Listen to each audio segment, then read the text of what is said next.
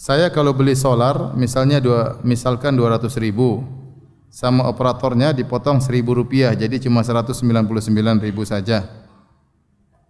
Apakah hukumnya Ustadz? Ini beli solar kepada siapa? Kalau beli solar kepada harganya 200.000 terus di korting sama penjualnya terserah. Saya enggak tahu ini maksudnya gimana, tapi maksudnya kalau kita beli barang tertulis 200.000 kemudian penjualnya memiliki wewenang untuk mengurangi tanpa ada larangan. Kalau ada larangan tidak boleh, misalnya ada pengumuman dari Pertamina misalnya tidak boleh menjual kepada orang umum di bawah harga ini, enggak boleh. Maka kita tidak boleh terima.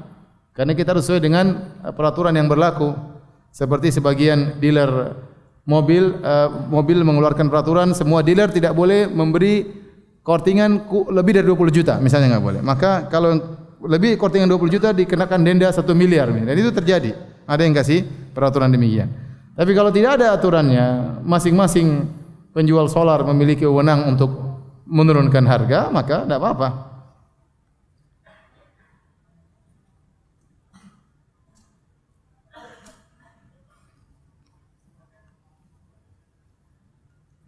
Jika solat jenazah di masjid yang di balik tembok kiblatnya ada kuburan, berdosa atau tidak? Jika berdosa, dosa besar atau dosa kecil? Ini hadis jelas, la tusallu ilal kubur, jangan kalian salat ke arah kuburan. Dan ini tahrim, melarang karena mengantarkan kepada pengagungan terhadap penghuni kubur. Jika benar-benar kuburan di depan kita dan langsung antara kita dengan kuburan, maka semua ulama sepakat ini tidak boleh ya. Karena depan kita kuburan kelihatan seorang sujud rukuk kepada kuburan, sujud kepada kuburan, dan itu seakan-akan pengagungan terhadap kuburan. Maka Nabi melarang secara mutlak, la tusallu ilal kubur, jangan kalian salat ke arah kuburan. Tapi jadi masalah tatkala kuburannya tidak di depan kita tapi di balik tembok. Seperti di balik tembok mihrab imam. Tidak kelihatan, orang lihat dari dalam tidak kelihatan. Ternyata di balik tembok tersebut ada kuburan, makanya ada khilaf di kalangan para ulama. Ada yang mengatakan selama tidak ada jarak antara tembok tersebut dengan kuburan maka tidak boleh. Ada yang mengatakan harus ada pemisah antara tembok masjid dengan kuburan, harus ada jalan khusus yang memisahkan areal masjid dengan areal kuburan. Dan saya lebih condong pada pendapat bahwasanya selama tidak kelihatan dari dalam kita sedang sujud kepada kuburan, maka tidak mengapa. Artinya kalau memang sudah tertutup full, ya, tidak terlihat kita sedang sujud kepada kuburan, tidak terlihat, ya, maka tidak mengapa. Kecuali misalnya ternyata mihrabnya terbuat dari kaca dindingnya dan kelihatan situ ada kuburan, maka tidak boleh. Tapi kalau mihrabnya full tertutup dengan dinding dan tidak nampak sama sekali kuburan tersebut, maka insya Allah tidak mengapa, ya. Karena ini tahrim wasilah ya.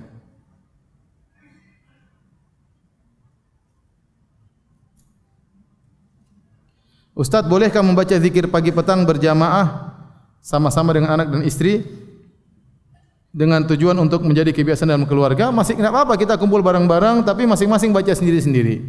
Ya, masing-masing baca sendiri-sendiri, ingatin. Kalau dalam rangka untuk pengajaran sesekali tidak mengapa. Kalau anak-anak dan istri sudah hafal, maka tidak perlu bareng-bareng, Tapi kalau di sekolah-sekolah dalam rangka untuk pengajaran, ya supaya mereka hafal dalam beberapa waktu, setelah mereka hafal sudah enggak perlu lagi dengan satu suara. Tapi kalau kumpul bareng-bareng supaya saling mengingatkan, maka tidak mengapa. Yang penting jangan satu suara, karena Nabi tidak mencontohkan demikian. Jika kita membaca Al-Quran namun yang dibaca hanya Arabnya saja, tidak membaca artinya, tidak memahami ayatnya, apakah berpahala? Iya berpahala, tetap berpahala. Baca Al-Quran bagaimanapun berpahala. La aqulu alif lam mim harfun walakin alif harfun wa lam harfun wa mim harfun, dan pahalanya besar. Saya tidak mengatakan alif lam mim satu huruf kata Nabi, tapi alif satu huruf, lam satu huruf, mim satu huruf. Wal hasanatu bi asyri amsalihha. Dan satu huruf mendapatkan 10 kebajikan. Tetapi kalau dia baca artinya tentu lebih afdal, karena tujuan kita baca Al-Quran adalah untuk memahami artinya. Antum bayangkan kita baca surat Ar-Rahman saja tanpa artinya kita merasa bahagia meskipun tanpa mengetahui apa artinya. Kita dengar saja ya. Ada seorang sampai dengar imam baca surat Ar-Rahman dia nangis, dia enggak tahu artinya apa. Bagaimana kalau dia lagi ngerti artinya? Ya, yang dituliskan oleh para ahli tafsir tentu lebih mendalam lagi, seorang lebih menghayati apa yang dia dengar ya. Bolehkah kita berdoa dengan melihat tulisan aplikasi misalnya karena belum hafal doa? Boleh, kita sambil baca tapi kita doa itu intinya kita akan meminta. Maka kita harus mengerti apa yang kita minta. Ya, kita minta kepada Allah, di antara adab minta kita ngerti apa yang kita minta kepada Allah, Maka kalau kita tidak ngerti tidak hafal, kita boleh baca dan berusaha kita pahami terjemahannya. Ini kita sedang minta ini berarti ya. Kita sedang minta ini.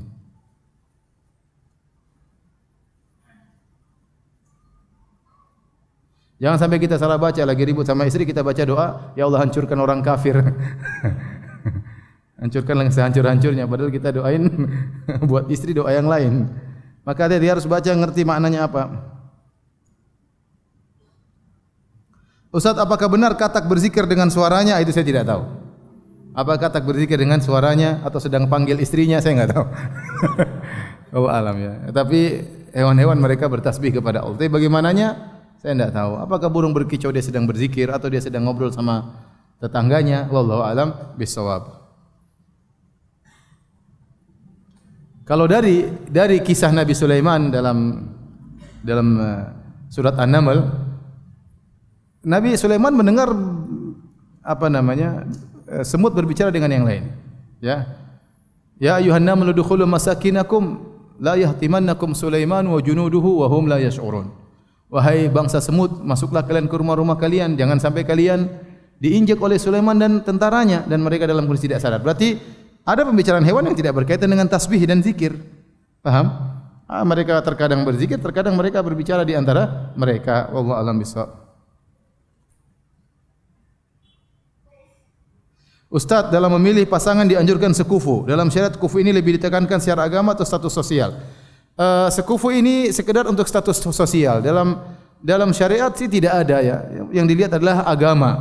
Tetapi kenyataannya kita lihat situasi dan kondisi. Terkadang seorang menikah dengan misalnya orang Jakarta, nikah dengan orang kampung. Ternyata orang kampung tersebut tidak ngerti sama sekali tentang tradisi di Jakarta.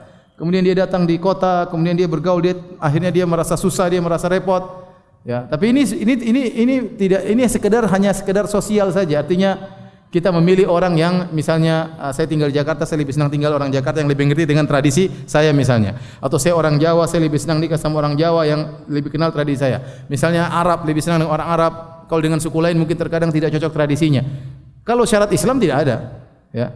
Cuma ini sekedar untuk agar rumah tangga bisa berjalan dengan apa? Dengan lebih baik. Dengan lebih baik. Ya. Terkadang dengan perbedaan status sosial menjadikan ketimpangan dalam kehidupan rumah tangga. Ya, ternyata misalnya seorang wanita sangat kaya raya kemudian menikah dengan seorang lelaki yang sangat miskin ya. Kemudian dia ketemu dengan keluarga yang dia tidak bisa menghadapi keluarga tersebut. Akhirnya dia sendiri yang tersiksa, dia merasa susah, dia merasa minder, dia merasa dikucilkan dan lain-lain. Itu yang dikhawatirkan. Tapi kalau ternyata dia miskin tapi dia bisa membawa diri, dia bisa berbicara dengan berbagai macam status orang-orang status sosial stratanya berbeda-beda, dia bisa membawa diri, maka enggak ada masalah, enggak ada larangan sama sekali. Jadi masalah sekufu ini hanya sekedar untuk bisa rumah tangga bisa lebih langgeng, lebih bisa mesra, lebih bisa jalan dengan baik. Adapun kalau dalam syariat tidak ada, yang penting adalah bertakwa kepada Allah Subhanahu wa taala, berakhlak mulia.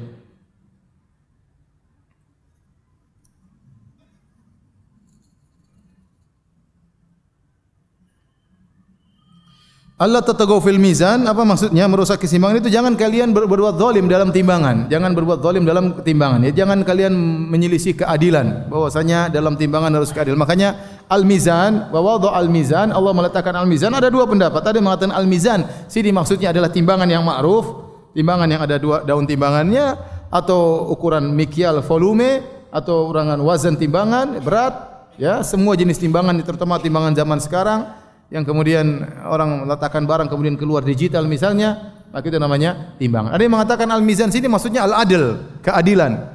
Dan di antara keadilan adalah menimbang dengan benar. Di antara keadilan adalah mengukur volume dengan benar yang seharusnya. Jadi Allah tatagaw fil mizan, jangan kalian berbuat kezaliman dalam menimbang, jangan kalian keluar dari keadilan.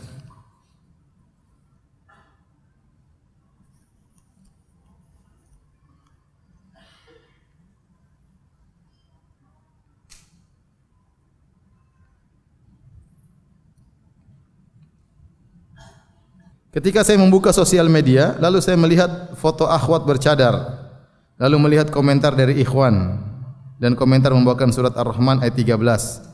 Fabi ayyi ala'i rabbikuma tukadziban. Nikmat Rabbmu mana yang kau dustakan? Maksudnya apa maksudnya? Maksudnya akhwat itu saya enggak tahu. Tanya ikhwan itu yang komentar. Ente juga ngapain lihat-lihat akhwat ini? Kurang kerjaan ente. Lihat aja istri ente, jangan lihat yang lain.